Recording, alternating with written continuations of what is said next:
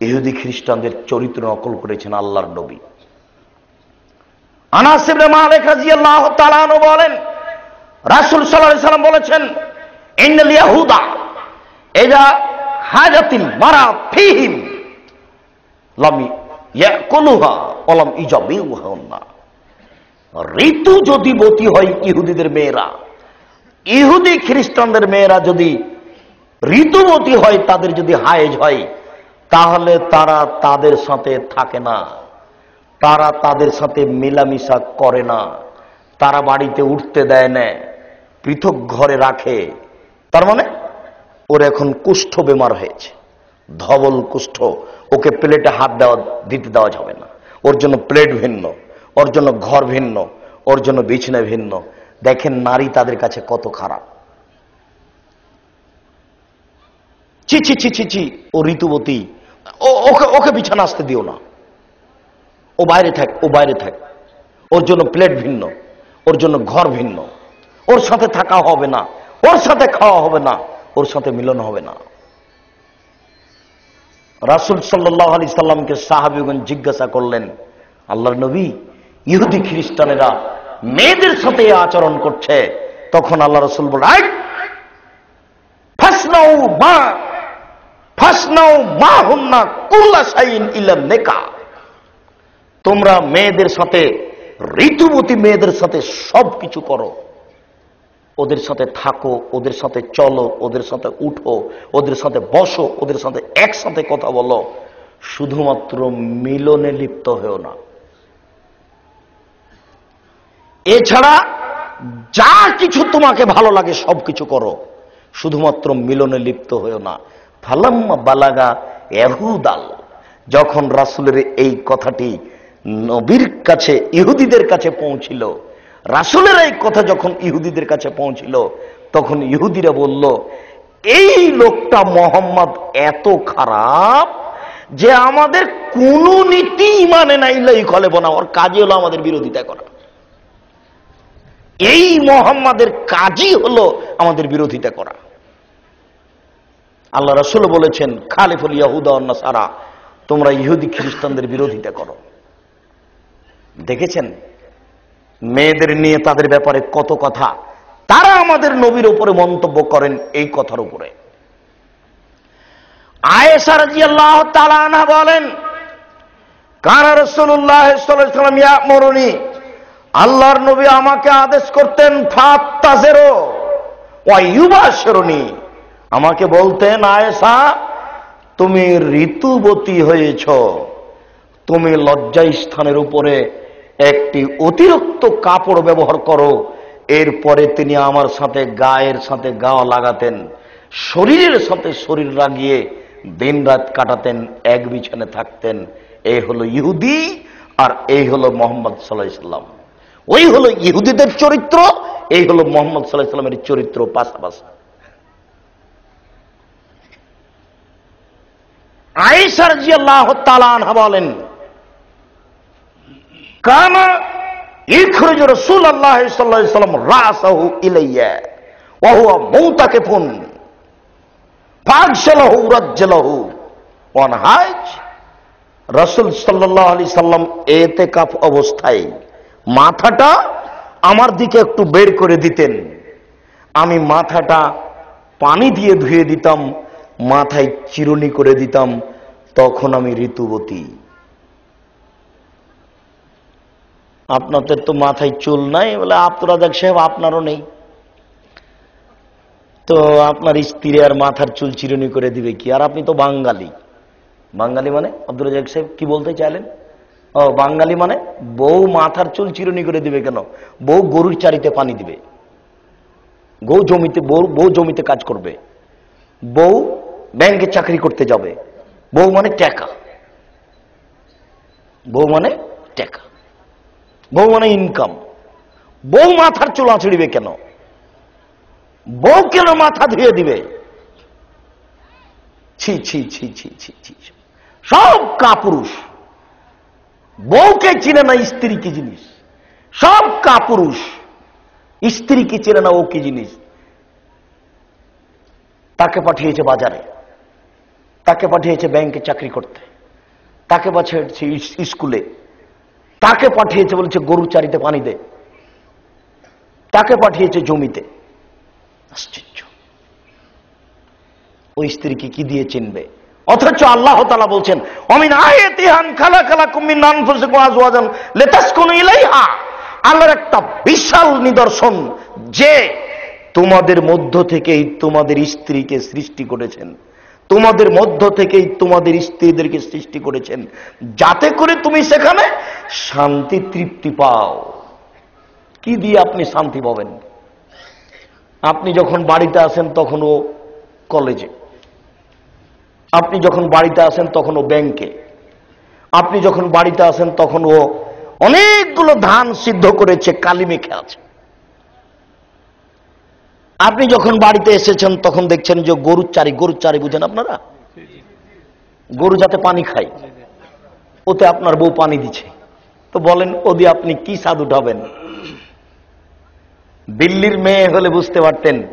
দিল্লির মেয়েকে যদি বলতেন যারা কাপড়া সাফ কর দে না, একটু কাপড়টা পরিষ্কার করি, কেমাই তেরি দাস বাঁধি আয়, হ্যাঁ আমি কি তোমার দাসী নাকি? আমাকে কাপড় সাফ করতে বলো না, আমি কেন কাপড় সাফ করবো? কিন্তু বাঙালি মেয়ে, আপনি বাঙালি, নারী কি জিনিস বোঝার ক্ষমতা নেই। নারী মানে এখন গার্মেন্টস,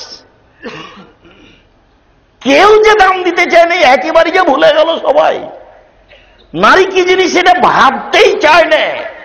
আর নারী তো ভাবে না, ওকেই নাকি ইস্টাবলিশড হতে হবে,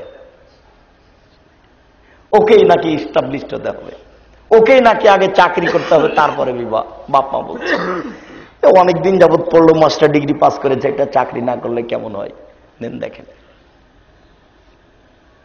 নিজেকে জবে করে দিল, জাতি নারীকে জবে করে দিল, তার মান সম্মান ধ্বংস করে দিল।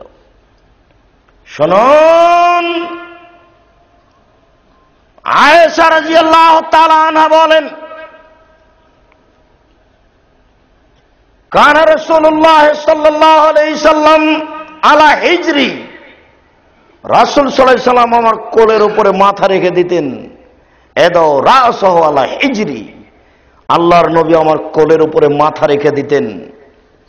ইয়াকরাউল কোরআন আনা হায়েজ, তখন তিনি কোরআন তেলাওয়াত করতেন, তখন আমি ঋতুবতী। আল্লাহর নবী আমার উরু রানের উপরে মাথা রাখতেন। স্ত্রীর উরু রানের উপরে মাথা রাখার কোনোদিন সুযোগ হয়েছে? আব্দুর রাজ্জাক সাহেব ও যে গার্মেন্টসে আছে, এ দেখেন আয়েশার নিজস্ব বিবরণ। আয়েশা রাদিয়াল্লাহু তাআলা আনহা বলেন এক সফর থেকে আমরা আসছিলাম, আল্লাহ রাসূল এক জায়গাতে অবতরণ করলেন, বললেন যে সবাই এখানে থামো, অপেক্ষা করো। ফাওয়াজারা সাহালা হিজরি, আল্লাহর নবী আমার উরু রানের উপরে মাথা রেখে ঘুমিয়ে গেলেন। জনগণ বলল যে আয়েশা দুর্ঘটনা ঘটিয়েছে। কি? আয়েশা হার হারিয়েছে, খুঁজে পাওয়া যায় না। আমার বাপ শুনে রাগ করে আমার পাশে আসলো, ফালাকাজানি লাকজাতান শাদীদা, আমার কোমরের উপরে খুব জোরে মারলো, এত জোরে মারলো, আমার স্বামী আমার উরু রানের উপরে মাথা দিয়ে যদি না ঘুমাতেন তাহলে আমি মায়ের কারণে দূরে সরে যেতাম, তিনি এত জোরে মারলেন। যদি আপনাকে আমি আদর্শ পরিবারে এই বিবরণ দেখিয়েছি, দেখিয়ে বলেছি পৃথিবীর সবচেয়ে বড় মানুষে মারলেন, সবচেয়ে বড় মহিলাকে মারলেন, বিবাহদারী মেয়েকে মারলেন, পূর্ণ যুবতী মেয়েকে মারলেন, জামাইয়ের সামনে মারলেন, 1400 মানুষের সামনে মারলেন, খোলা মাঠে মারলেন, দিন দুপুরে মারলেন, পৃথিবীর সবচেয়ে বড় মানুষে মারলেন, সবচেয়ে বড় মহিলাকে মারলেন, সবচেয়ে বড় মানুষের সামনে মারলেন, খোলা মাঠে মারলেন, দিন দুপুরে মারলেন, 1400 মানুষের সামনে মারলেন, জামাইয়ের সামনে মারলেন, বিবাহদারী মেয়েকে মারলেন, পূর্ণ যুবতী মেয়েকে মারলেন, হাত দিয়ে মারলেন।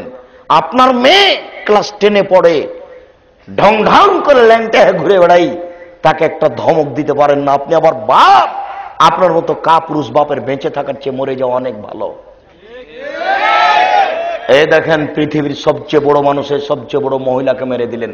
আমি ওই জন্য এখন হাদিসটা পেশ করিনি, আমি পেশ করছি, এই দেখেন সফরে চলাকালীন স্বামী তার স্ত্রীর উরু রানের উপরে মাথা দিয়ে ঘুমিয়ে আছেন। কোনোদিন সুযোগ হয় মুরব্বী? সুযোগ হয়েছে কোনোদিন? তার মানে নারীকে কিভাবে মানুষ ব্যবহার করছে এখন আর কিভাবে ব্যবহার করতে হবে এটা দেখাচ্ছি। আয়েশা রাদিয়াল্লাহু তাআলা আনহা একদিন বলছেন যে আল্লাহ রাসূল আমাকে বললেন, আয়েশা চলো যাই দৌড়ের পাল্লা। আচ্ছা ঠিক আছে চলেন। দৌড়ের পাল্লায় আয়েশা জয়ী, আল্লাহ রাসূল পরাজয়ী। আচ্ছা ঠিক আছে। অনেকদিন পরে তিনি বললেন, আয়েশা চলো যা আজকে দৌড়ের পাল্লা। দৌড়ের পাল্লাই আয়েশা পরাজয়ী, আল্লাহ রাসূল জয়ী। তখন আল্লাহ রাসূল বললেন, এই দিন সেই দিন, একদিন তুমি একদিন আমি। স্ত্রীর সাথে কোনোদিন দৌড়িয়েছেন মনে পড়ে? তার মানে আব্দুর রাজ্জাক সাহেব ওটা কেন? স্ত্রী তো গার্মেন্টসে থাকবে, ও তো ব্যাংকের বস্তু। ব্যাংকের ম্যানেজার ওকে রোজ ধমকাবে, রোজ ধমকাবে। হ্যাঁ 10 মিনিট দেরি করে এসেছেন আজকে, কি করবেন আপনি? হিসাব নিকেশ ঠিক হয় না, মোহর দিয়েছেন আপনি আর ধমকায় ম্যানেজার, খারাপ লাগে না? ছি ছি ছি ছি ছি ছি। আপনার শরীরকে সবই পুজ, একটুকু কি রক্ত নেই? মোহর দেন আপনি আর ম্যানেজার ধমকায়, খারাপ লাগে না? ছি ছি ছি ছি। সম্পূর্ণ শরীরে কি পুজ, একটুকু রক্ত নেই, খারাপ লাগার কথা। আমি আপনাকে বুঝাতে পারলাম না, বুঝাচ্ছিলাম নারী কি জিনিস। আয়েশা রাদিয়াল্লাহু তাআলা আনহা বলেন, রাসূল সাল্লাল্লাহু আলাইহি সাল্লাম আমাকে বললেন, আয়েশা নাবিলিনিল খুমরাতা মিনাল মসজিদ, ওই যে মসজিদের চাটাইটা আছে জায়নামাজ, ওটা আমাকে দাও। তখন আয়েশা রাদিয়াল্লাহু তাআলা বলছেন, আনা হিস্ত, আমি ঋতুবতী, যে আমি যে ঋতুবতী, আমি মসজিদে যাব কি করে, জায়নামাজ দিব কি করে? তখন আল্লাহ রাসূল বলছেন, ইন্না হাইজাতাকা লাইসাত ফি ইয়াদিকা, আরে ঋতু কি তোমার হাতে লেগে আছে নাকি? ঋতু হাইজ তোমার হাতে নেই, মসজিদে যাও, চাটাই নিয়ে আসো, আমাকে দাও। স্ত্রীকে কোনোদিন কিছু আদেশ করেছেন? আদেশ করা মনে পড়ে না নিজেই পালন করেন? দেখি যে ওই মেয়েটা, ল্যাংটা মেয়েটা খালি হাঁটছে আর বোকা পুরুষটা বাচ্চা কাঁধে করে আছে। বোকা পুরুষটাকে যা আদেশ করে তাই মানে, যা আদেশ করে তাই মানে। বাস্তবের উল্টা আপনার জীবন, সেটা আপনাকে আমি বলছি। শরীয়তের উল্টা আপনার জীবন, ইহুদিদের নীতিতে চলে দিন, খ্রিস্টানদের নীতিতে চলে মুসলমান। বুঝাতে পারলাম না। আয়েশাকে বলছেন আল্লাহর নবী, আয়েশা মসজিদ থেকে চাদরটা দাও। আয়েশা বলছেন আমি ঋতুবতী। তখন আল্লাহ রাসূল বলছেন, আরে কিসের তোমার ঋতুবতী, তোমার হাইজ কি হাতে লেগে আছে নাকি? যাও মসজিদে নিয়ে আসো, জায়নামাজ নিয়ে এসো, আমাকে দাও।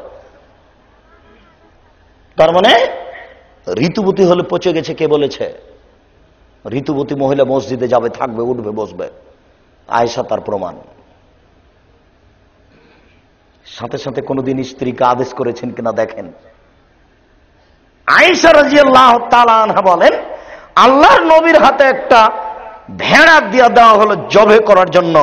তখন আল্লাহ রাসূল আমাকে বলছেন, আয়েশা হালুমিল মুদিয়াত ওয়াসাজিহা, এই ছুরিটা নিয়ে আসো তো, ছুরিটা ধারালো করে নিয়ে আসো।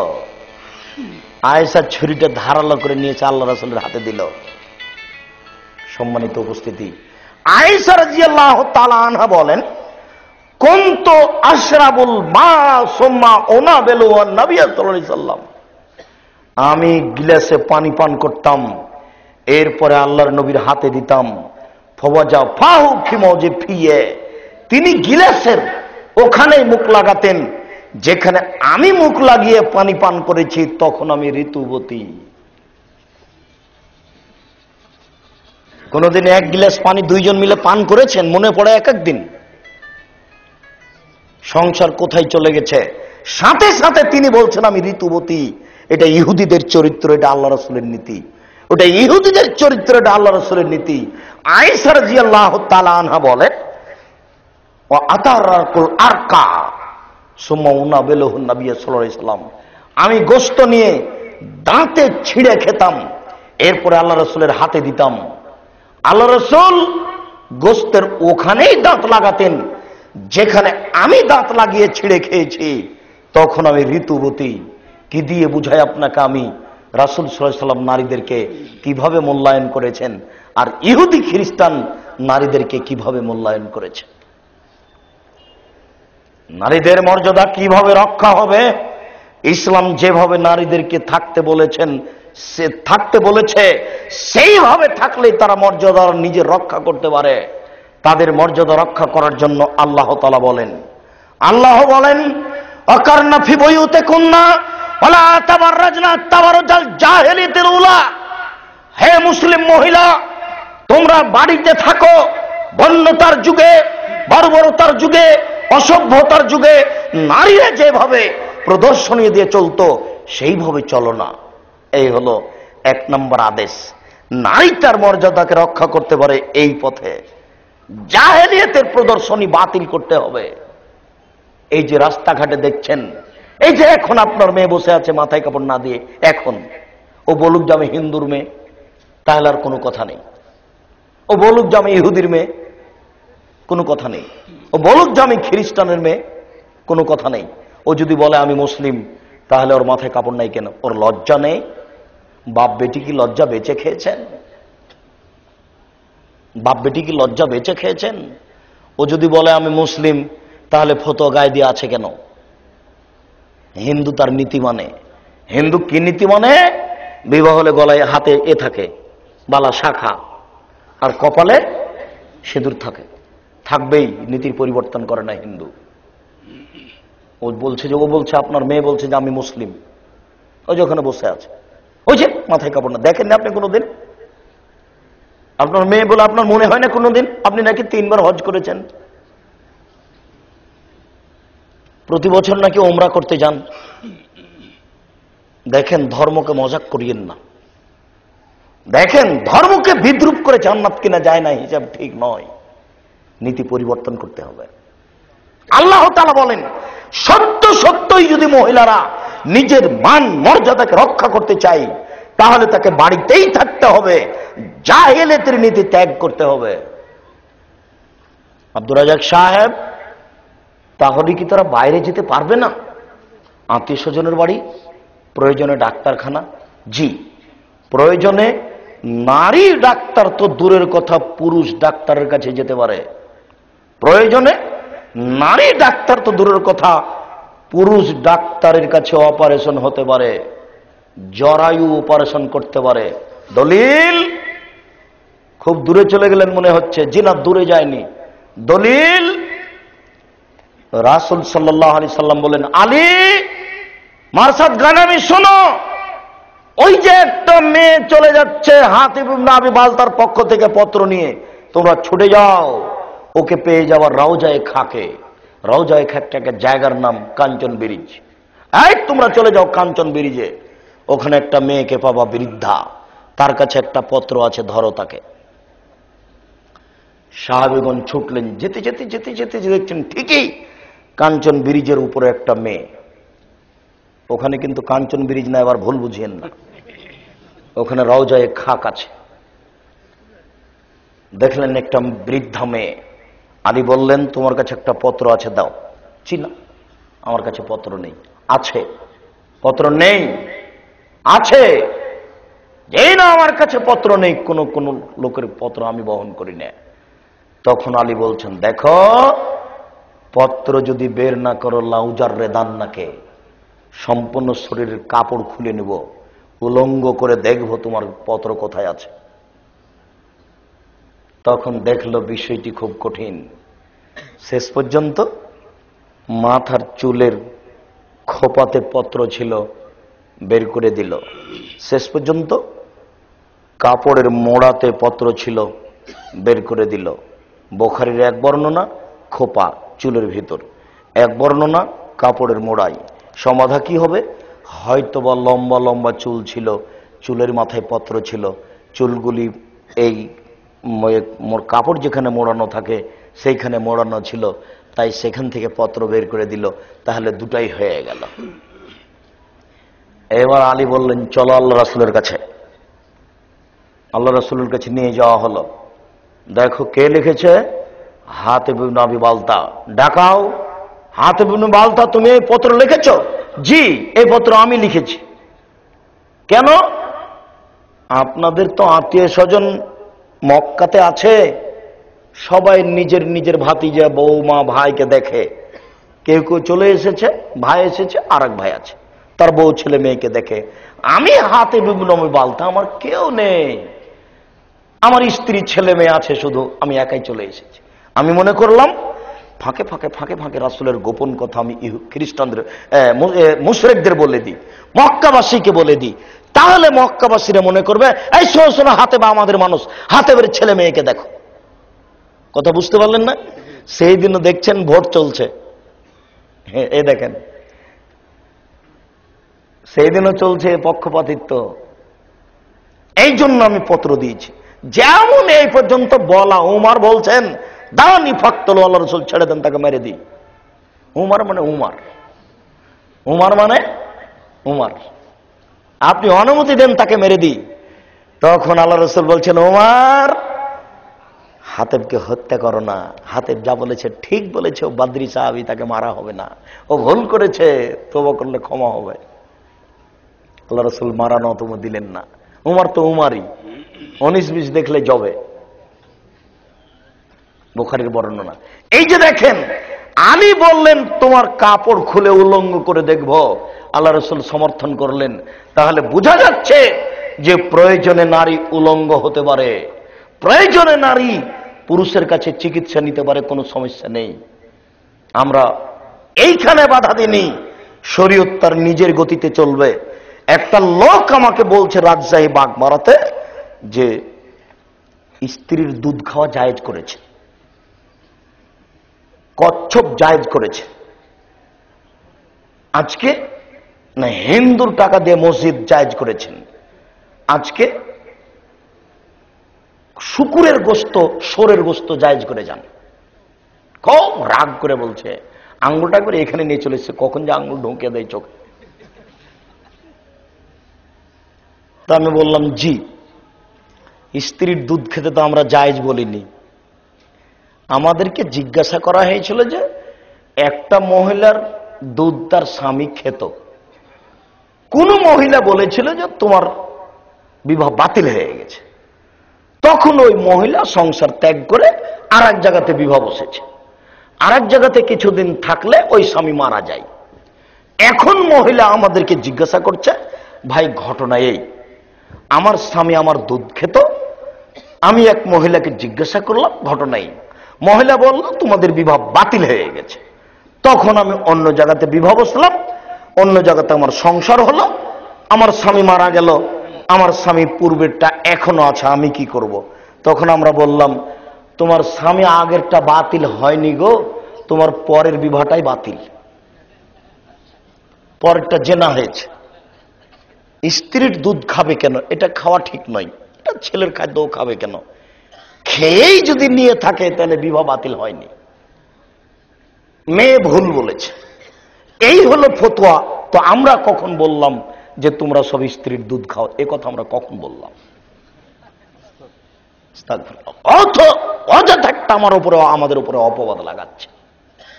আর হিন্দুর টাকাতে মসজিদ চলবে, এই জন্য চলবে যে কাবা ঘরে হিন্দুর টাকাতে বানানো ছিল, তারপরে তো আল্লাহ রাসূল নবী ভেঙে দেননি।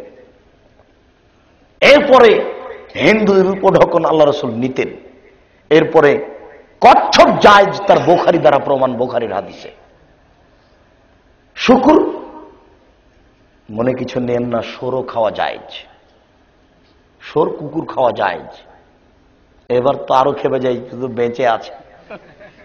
শোনেন, যেখানে আল্লাহ বললেন হুররিমাত আলাইকুল মাইতাতা দাম ওয়া লাহমাল খিনজির,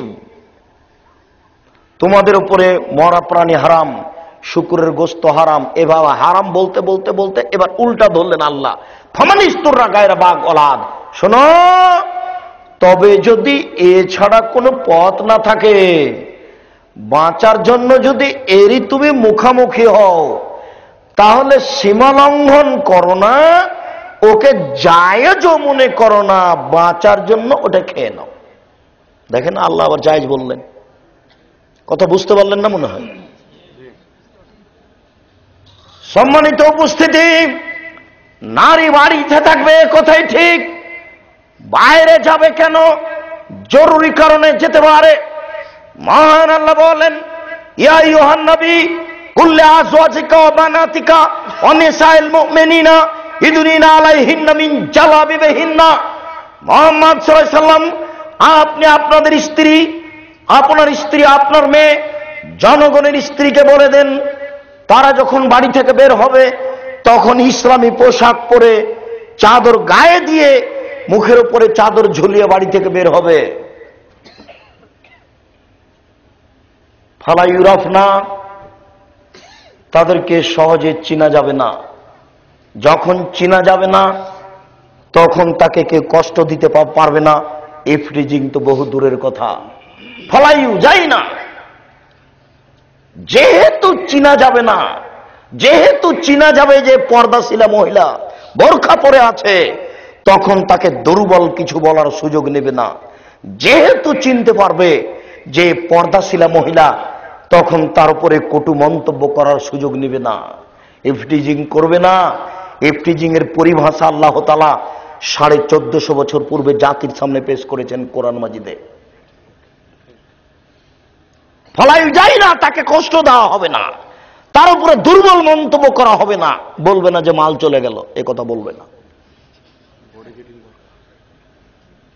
কাজেই এই নোংরা বোরকা চলবে না, যে বোরকাতে তার শরীর অঙ্গ প্রত্যঙ্গ দেখা যায়। এই বোরকা চলবে না যে বোরকা ঢং করে আছে। একে তাহলে আরো উল্টা ভাষা বলবে যে ডবল মাল। একে ঘৃণা করবে, ওকে জগতে নিন্দা করবে। জানোস, শোনেন, আল্লাহর একটা বিধান আছে, আল্লাহর বিধানকে মূল্যায়ন করলে আর কোনো সমস্যা হবে না। এটাই হলো মর্যাদা। মহান আল্লাহ বলেন, ওয়াইজা সালতুমুহুন্না মাতান ফাসআলুহুন্না মিন ওরাই হিজাব যালিকুম আতহারু লিকুলুবিকুম ওয়া কুলুবিহিন্না। পৃথিবীর মানুষ, তোমরা যদি নারীদের কাছে কিছু নিতে চাও, এ দেখেন নারীদের কাছে কিছু নেওয়া যাবে। তোমরা যদি নারীদের কিছু বলতে চাও, এ দেখেন নারীদের কিছু কিছু বলা যাবে, সে যেই হোক। তাহলে তোমরা অন্তরাল থেকে বলো, আট থেকে বলো। কি বলতে যাচ্ছ? পৃথিবীর যে কোনো মহিলার সাথে কথা বলা যায়। পৃথিবীর যে কোনো মহিলাকে কিছু জিজ্ঞাসা করা যায়, তখন যখন তার শরীরে ইসলামী পোশাক রয়েছে, যখন আপনার মাঝে আর তার মাঝে অন্তরাল রয়েছে, তাহলে কি হবে? এটা হবে তোমার অন্তরকে পবিত্রতার কারণ। তুমি তো তাকে দেখতে পাচ্ছ না, তুমি তো মন্তব্য করতে পারবে না। আমি তো আপনাকে বলেছি যে একটা পায়জামা, একটা মহিলার সালোয়ার পায়জামা যদি খুব চেওড়া এরকম লম্বা বড় হয় আর আপনার মাঠে শুকাতে দেওয়া থাকে, তাহলে দেখে আপনি বলতে পারবেন, বাপরে মহিলাটা কত মোটা গো। মন্তব্য হয়ে যাবে, ও নারী। এমনিতেই হবে। তাই আল্লাহ বলছেন, অন্তরাল থেকে জিজ্ঞাসা করো। ডেল ডোল বোরকা থাকবে, অঙ্গ প্রত্যঙ্গ বোঝা যাবে না, তার অঙ্গ প্রত্যঙ্গ সম্পর্কে কোনো মন্তব্য করতে পারবে না ছেলেটা। কেন? দেখতেই পায় না তো ভাববে কি দিয়ে? বুঝাতে পারছি না। দেখতেই পায় না তো ভাববে কি দিয়ে? ওইদিকে কে দাঁড়িয়ে আছে এই পর্দার আরে, ওইদিকে কে আছে আমরা এখন বলতে পারবো? তা ভাববো কি করে? আল্লাহ বলছেন ও ডেল ডোল পোশাক পরে থাকবে, তাহলে তোমার অন্তর পবিত্র, তারও অন্তর পবিত্র। আর যখন একবারে ল্যাংটা হয়ে সামনাসামনি আছে, তাই তো মেয়েটা বলছে ওর বন্ধুকে, ভাইয়া আসো, ভাইয়া আসো, চা খেয়ে যাও, ভাইয়া আসো। ওর মাও বলছে তোর ভাইয়াকে ডাক, চা খাওয়া। মাও যেমন বেটিও তেমন, দুইজনই একই। মহান আল্লাহ বলেন, আল কাওয়াইদু মিনান নিসাই আল্লাতী লা ইয়ারজুনা নিকাহ ফালাইসা জুনাহা ইয়াদানা সিয়াবাহুন্না গায়রা মুতাবাররিজাতিন বিজিনা। যার বিবাহের স্বাদ নেই, বয়স বেশি হয়ে গেছে, তার পর্দা লাগে না। আল্লাহ তাআলা কোরআন মাজিদে আদেশ করেন, যার বয়স বেশি হয়ে গেছে, বিবাহের স্বাদ রাখে না, তার পর্দা লাগে না। তবে সে সৌন্দর্য করে প্রদর্শনী দিয়ে ঘুরবে, বৃদ্ধা মেয়ে, এটা নাজায়েজ, হারাম, তবে তার পর্দা লাগে না। আশ্চর্য নীতি উল্টে গেছে। মা 60 বছর বয়স বোরখা পরে আছে, আর মেয়েটা 16 বছর বয়স ল্যাংটা হয়ে আছে। মা বেটি একসাথে চলে। বাপ 3 চিল্লে দিয়েছে, এত বড় টুপি মাথায় আছে, মেয়ে ল্যাংটা হয়ে আছে। দেখে এখানে আছে, আপনাদের মধ্যেই আছে। কেমন গতি, এমন কেন? কেন লজ্জা নেই? এই জন্য তো একাধিক দিন বলেছি আমি, দেখেন আল্লাহ বলছেন যে বয়স বেশি হয়ে গেলে পর্দা লাগে না, অথচ মা বোরকা পরে আছে আর সাথে মেয়েটা কাপড় পরে নেই। দিন রাত দেখছেন, অহরহ দেখছেন, অথচ সবাই মুসলমান, সবাই কেউ 3 চিল্লা দেয়, কেউ হজ করে, কেউ উমরা করে। দেখেন নীতি কেমন আর আল্লাহর বিধান কেমন। সম্মানিত উপস্থিতি, আল্লাহর বিধানকে উপেক্ষা করে সম্মান লাভ করা যায় না। রাসূল সাল্লাল্লাহু আলাইহি ওয়াসাল্লাম নারীদের এত মর্যাদা দিয়েছেন, আল্লাহ তাআলা নারীদের এত মর্যাদা দিয়েছেন। রাসূল সাল্লাল্লাহু আলাইহি ওয়াসাল্লাম বলেন, মান আলা জারিয়াতাইনে, কেউ যদি 2টি মেয়ের লালন পালন করে, কেউ যদি 2টি মেয়ের লালন পালন করে, হাত্তা তাবলুগা, বড় হওয়া পর্যন্ত, বিবাহের বয়স পর্যন্ত, ও হুয়া আনা ইয়াউমুল কিয়ামা ফিল জান্নাহ হাকাজা ও জাম্মা সাবিয়াহ, তিনি বললেন ওই ব্যক্তি আর আমি জান্নাতে এইভাবে থাকব। যে ব্যক্তি 2টি মেয়ের লালন পালন করলো, সে ব্যক্তি আর আমি জান্নাতে এইভাবে থাকব। তখন আঙ্গুল দুটি জমা করে দিলেন। এরকম কথা তিনি আরেক জায়গাতে বলেছেন। তিনি বলেছেন কাফিরুল ইয়াতিম, যে ব্যক্তি এতিমের লালন পালন করে, এতিম, যে ব্যক্তি এতিমের লালন পালন করে, সে ব্যক্তি আর আমি 2জন জান্নাতে এইভাবে থাকব। সুমাশারা বিসাবাব ওয়াল উস্তা, এই তর্জনের মধ্যমা এই 2টি আঙ্গুল দিয়ে ইশারা করে দেখালেন, তবে 2টার মধ্যে একটু ফাঁকা রেখেছিলেন। এতিমকে যে লালন পালন করবে, সেই ব্যক্তি আর আল্লাহর নবী জান্নাতে থাকবেন কিভাবে? এইভাবে দেখেন তো, দেখতে পাচ্ছেন কি? আঙ্গুলের মধ্যে একটু কি আছে? ফাঁকা আছে। আর যখন কেউ 2টা মেয়েকে লালন পালন করবে, ওই ব্যক্তি আর আমি জান্নাতে থাকবো, তখন আঙ্গুল 2টি লাগানো আছে। বুঝতে পেরেছেন কি? তাহলে এতিমকে লালন পালন করে যত নেকি আছে, 2টা মেয়েকে লালন পালন করে তার চেয়ে অনেক অনেক অনেক বেশি নেকি আছে। মানুষ যে বুঝতে চায় না মেয়েকে, নারীকে, দেখেন ওরা মাটিতে পুঁতে দিয়েছে। আর রাসূল সাল্লাল্লাহু আলাইহি ওয়াসাল্লাম বলছেন, রাসূল সাল্লাল্লাহু আলাইহি ওয়াসাল্লাম বলেন, মান আলা সালাসা বানাতিন মান কানা লাহু সালাসু বানাত, কারো যদি 3টি মেয়ে থাকে, রাসূল সাল্লাল্লাহু আলাইহি ওয়াসাল্লাম বলেন ফাসসাবারা আলাইহিন্না, তার উপরে ধৈর্য ধারণ করলো, ওয়া কাসাহুন্না, তাদের কাপড় পরালো, ওয়া সাকাহুন্না, তাদের খাওয়ালো পরালো, মিন জাদাতিহি, নিজ পরিশ্রমে, কুন্নাল্লাহু সিদরান মিনান নার ইয়াউমুল কিয়ামা, এই 3টি মেয়ে বিচারের মাঠে তার জন্য জান্নাতের অন্তরাল হয়ে যাবে। ওইদিকে থাকবে জাহান্নাম, এইদিকে থাকবে ব্যক্তি, মধ্যে থাকবে মেয়েরা। ওইদিকে থাকবে জাহান্নাম, এইদিকে থাকবে মেয়ের বাপ, মধ্যে থাকবে জাহান্নাম। ওইদিকে থাকবে, মধ্যে থাকবে মেয়েরা, ওই দিক থেকে জাহান্নাম, আর এই দিক থাকবে মেয়ের বাপ, আর মধ্যে থাকবে মেয়েরা। মেয়েরা তাকে জাহান্নামে যেতে দিবে না, সে যত বড়ই পাপী হোক, আল্লাহ তাকে জান্নাতে দিবেন। 3টা মেয়ের লালন পালন করলে এই অবস্থা। রাসূল সাল্লাল্লাহু আলাইহি ওয়াসাল্লাম বলেন, মান আলা জারিয়াতাইনে, কেউ যদি 2টি মেয়ের লালন পালন করে, ফাদাবহুন্না ওয়া যাওয়াজাহুন্না, যদি তাকে তার সুন্দর শিষ্টাচার শিখিয়ে দেয়, তার যদি বিবাহ দিয়ে দেয়, ওয়া আহসানা ইলাইহিন্না, তার সাথে যদি ভালো আচরণ করে, তাহলে ফালাহুল জান্নাহ, তাহলে তার জন্য জান্নাত। 2টা মেয়ে লালন পালন করলো, বিবাহ দিয়ে দিল, ভালো আচরণ করলো। মেয়ের সাথে ভালো আচরণ করতে হয়, ভালো আচরণ করলো, সে জান্নাতে যাবে। 2টি মেয়ের ফলাফল জান্নাত। বুখারী মুসলিমের হাদিসে এসেছে, একজন মহিলা 2টা বাচ্চা, মেয়ে বাচ্চা নিয়ে আয়েশার দরবারে এসে বলছে, আমাদের একটু খেতে দেন। আয়েশা রাদিয়াল্লাহু তাআলা আনহা বলছেন, আমি বাড়িতে কিছুই পেলাম না, মাত্র একটা খেজুর। আমি মহিলার হাতে দিলাম খেজুরটা, মহিলা 2 টুকরা করে 2 বাচ্চাকে দিল। 2 বাচ্চা খেয়ে নিল একটা খেজুর, উঠে চলে গেল। কিছুক্ষণ পরে আল্লাহর নবী বাড়িতে ঢুকলেন। আমি বললাম, আল্লাহর নবী, একটি ঘটনা। এই ঘটনা? আরে শোনেন, একজন মহিলা 2টা মেয়ে বাচ্চা নিয়ে আসলো, আমার কাছে খেতে চাইলো, বাড়িতে কিছুই দেখতে পেলাম না খাওয়ার, একটাই খেজুর।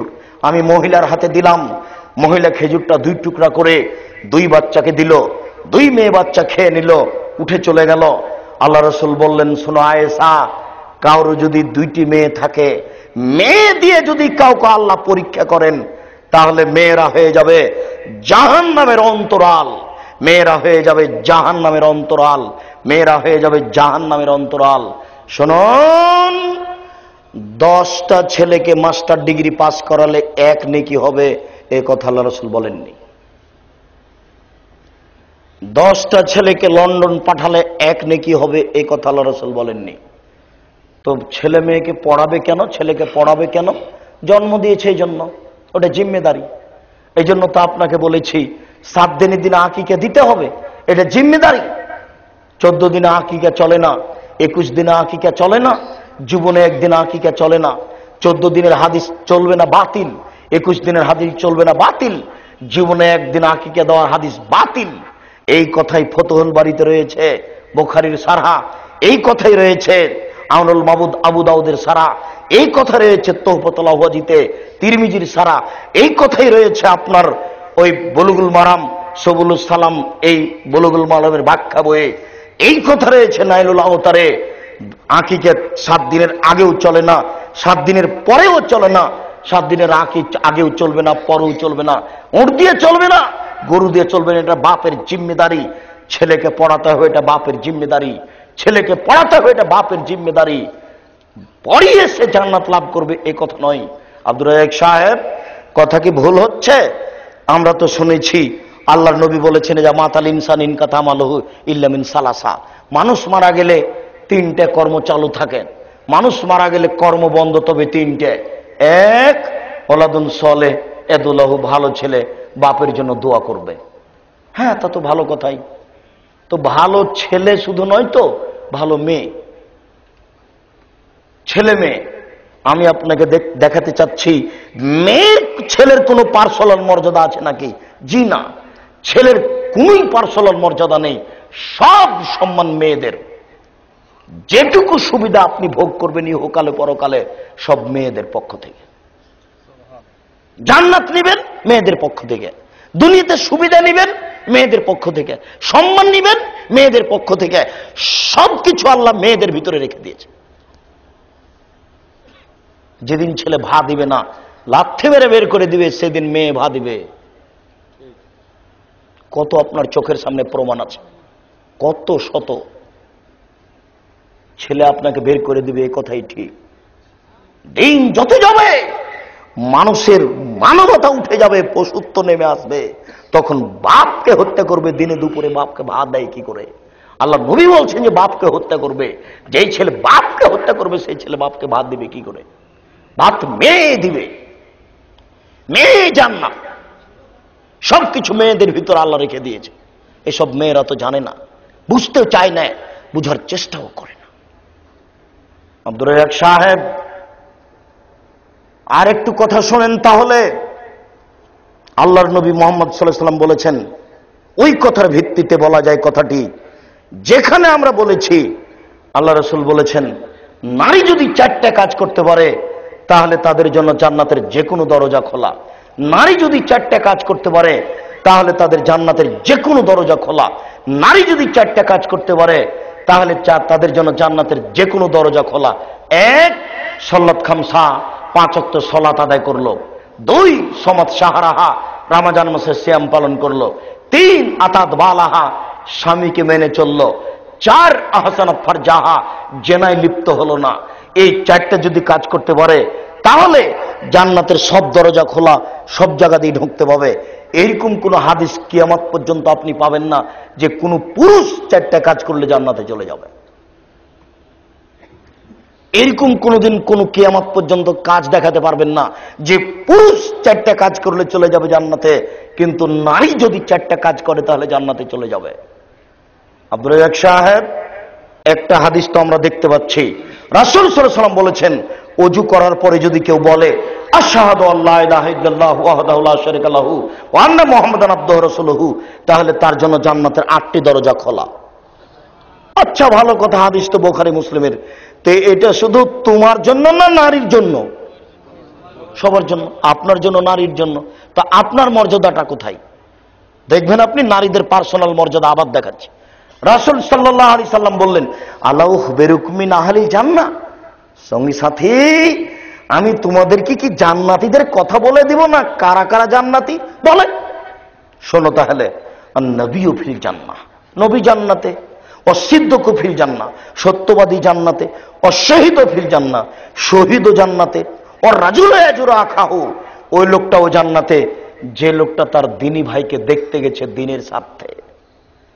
তার দিনী একটা ভাই আছে কাঞ্চন ব্রিজের ওইদিকে, তাই দেখতে গেছে, ভাই কেমন আছেন, কিভাবে থাকেন দেখতে এসেছি, এইভাবে যে দেখতে যাই সেও জান্নাতে। এরপরে তিনি বলছেন যে ওই মহিলাও জান্নাতে, কে? যে বেশি বেশি বাচ্চা দিতে পারে, স্বামীকে ভালোবাসতে পারে। স্বামী যদি রাগ করে তাহলে হাত ধরে বলে, যতক্ষণ পর্যন্ত খুশি না হবেন ততক্ষণ পর্যন্ত আমি দাঁতে কিছু চাবাবো না। এই নারী জান্নাতি। আপনার জন্য এখানে কিছু বলা হয়নি, আপনার কোনো পার্সোনাল মর্যাদা নেই, সব তাদের ভিতরে। রাসূল সাল্লাল্লাহু আলাইহি ওয়াসাল্লাম বলেছেন, চারটে জিনিস আছে যার সুখী জীবন তার, চারটে জিনিস আছে যার সুখী জীবন তার, চারটে জিনিস আছে যার সুখী জীবন তার। এক, আলমারাতু সালেহা, ভালো স্ত্রী। কই একজন ভালো পুরুষ হলেই তার সুখের জীবন, এই কথা তো আল্লাহ রাসূল বললেন না। নারী দিয়ে মানুষের সুখের জীবন হয়, মানুষ বুঝলো না নারী কি জিনিস। দুই, আল জারু সলে, ভালো প্রতিবেশী। প্রতিবেশী ভালো কি মন্দ আপনাকে কি দিয়ে বুঝাবো, আপনি ভালো বুঝেন। কিভাবে ভালো বুঝেন? প্রতিবেশীর দেওয়ালে আপনার বাচ্চা খাওয়ার পানিটুকু চালিয়ে যে দেওয়ালে লেগে গেছে, যেমন লেগে গেছে ওই প্রতিবেশীর মহিলা আপনাকে ধুয়ে ফেলে দিল। দেখেন প্রতিবেশী কাকে বলে। আমি বললাম, আব্বু ওই যে ওরা জোরে বাজনা বাজাচ্ছে, একটু কম করতে বলো। তখন বাচ্চা গিয়ে বলছে, আমার আব্বু একটু বাচ্চাটা বাজনা একটু কম করতে বলো। তখন বলছে, দেখ আরো জোরে বাজা। এরকম আপনি বুঝেন প্রতিবেশী কাকে বলে। এই জন্য রাসূল সাল্লাল্লাহু আলাইহি ওয়াসাল্লাম বলেছেন, সুখী জীবন তার, ভালো প্রতিবেশী যার। তিন, আল মারকাবুল হানি, একটা ভালো গাড়ি, একটা ভালো সাইকেল, একটা ভালো মোটরসাইকেল, একটা ভালো প্রাইভেট কার, যার সুখী জীবন তার। চার, আল বাইতুল ওয়াসে, প্রশস্ত ঘর। মেহমানের ঘরটা বড় করে বানাবেন, যেন 10 জন 15 জন 20 জন মেহমান খেতে পারে। চারটে জিনিসে সুখের জীবন হয় বলেন তো। এক, ভালো স্ত্রী। দুই, ভালো প্রতিবেশী। তিন, ভালো বাহন গাড়ি। চার, প্রশস্ত বাড়ি। প্রশস্ত বাড়ি, এই কথাটা ওখানে লাগিয়ে রেখেছি। আল্লাহ রাসূল বলেন যে জাহান্নাম থেকে বাঁচার পথ তিনটে। এক, মুখ বন্ধ। দুই, প্রশস্ত বাড়ি, মানে এমন বাড়ি করতে হবে যাতে আপনাকে আপনার স্ত্রী ছেলে মেয়েকে ধরে, কাউকে যেন বাইরে যাওয়া না লাগে। তিন, পাপের জন্য কাঁদো। জাযাকাল্লাহ খায়ের, মনে আছে আপনাদের? মানুষ তিনটে কাজ করলে জান্নাতে চলে যাবে। এক, মুখ বন্ধ রাখতে হবে, ভালো কথা ছাড়া বলা যাবে না। দুই, জরুরি প্রয়োজন ছাড়া বাড়ির বাইরে যাওয়া যাবে না, বাড়িটা প্রশস্ত। তিন, পাপের জন্য কাঁদা, জান্নাত হবেই। সম্মানিত উপস্থিতি, বলছিলাম ভালো নারী, তার মর্যাদা রাসূল সাল্লাল্লাহু আলাইহি ওয়াসাল্লাম উল্লেখ করলেন। তবে রাসূল সাল্লাল্লাহু আলাইহি ওয়াসাল্লাম নারীদের ব্যাপারে খুব সাবধান সতর্ক থাকতে বলেছেন। যদি যে তিনি এই কথা বলেছেন, আর দুনিয়া কুল্লুহা মাতা ওয়া খায়রু মাতাই দুনিয়াল মারাতু সালেহা, সারা পৃথিবী সম্পদ, সবচেয়ে দামি সম্পদ হচ্ছে ভালো নারী। সারা পৃথিবী সম্পদ, সবচেয়ে ভালো সম্পদ হচ্ছে ভালো নারী। সারা পৃথিবী টাকা, সবচেয়ে ভালো টাকা হচ্ছে ভালো নারী। এই কথা আল্লাহ রাসূল বলেছেন, বুখারী মুসলিম। কই আল্লাহ রাসূল তো বললেন না সবচেয়ে ভালো পুরুষ হচ্ছে দামি সম্পদ, এই কথা বলেননি। সবচেয়ে দামি সম্পদ হচ্ছে ভালো নারী। রাসূল সাল্লাল্লাহু আলাইহি ওয়াসাল্লাম বললেন, আমি তোমাদের কি বলে দেব না একটা সঞ্চিত সম্পদের কথা, যেটা মানুষ সঞ্চয় করে রাখে, যাকাত লাগে না? আমি কি বলবো তোমাদেরকে একটা সঞ্চিত সম্পদের কথা, যেটা মানুষ সঞ্চয় করে রাখে, যাকাত লাগে না?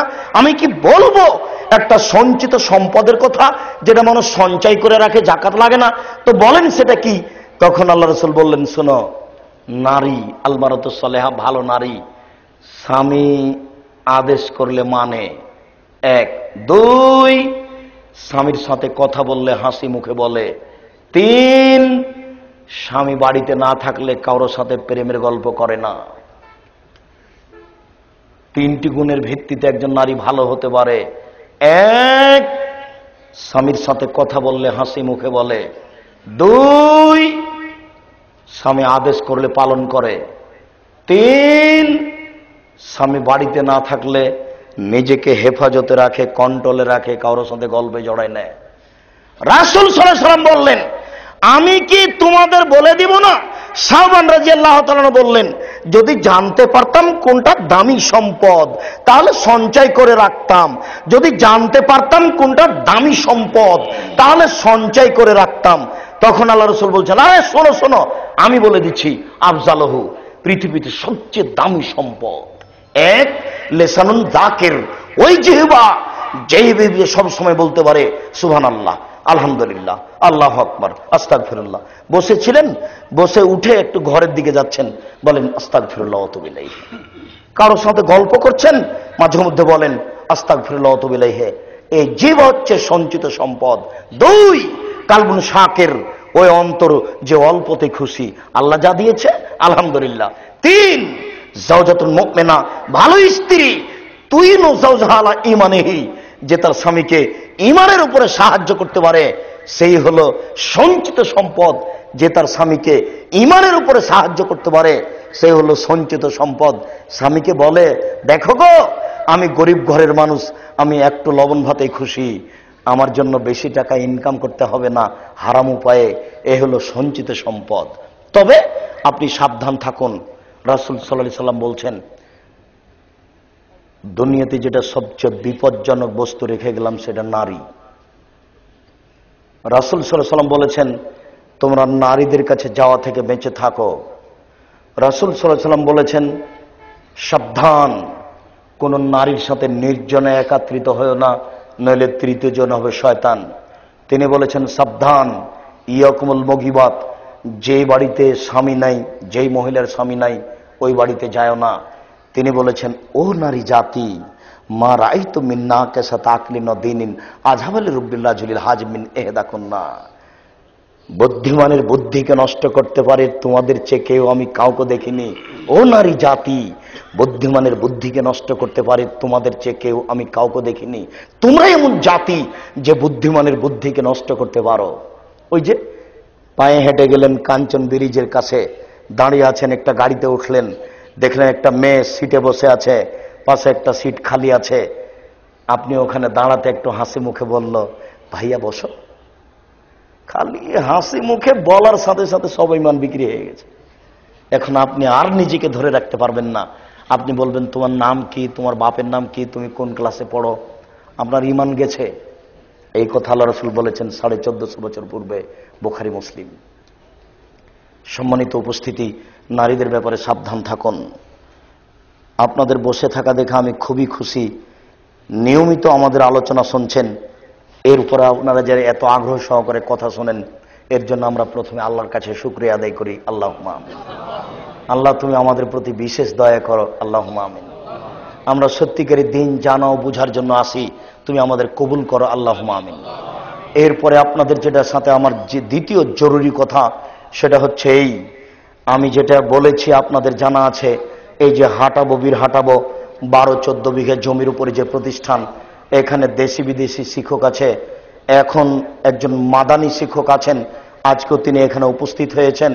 আপনাদের ছেলেদের মেয়েদেরকে শিক্ষা দেওয়ার উন্নত মানের ব্যবস্থা রয়েছে।